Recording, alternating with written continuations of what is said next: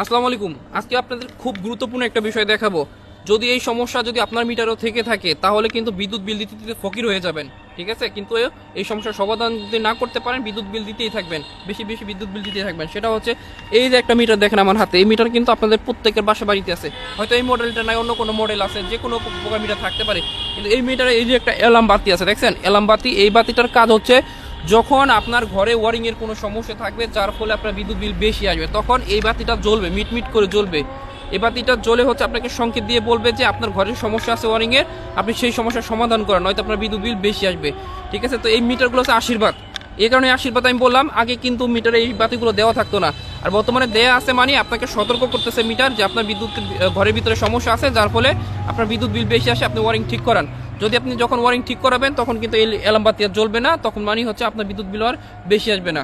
তো এখন থেকে যাদের পাশে মিটারগুলো আছে অবশ্যই মিটারটা চেক করে এই বিষয়টা সঠিক করে নেবেন। ধন্যবাদ।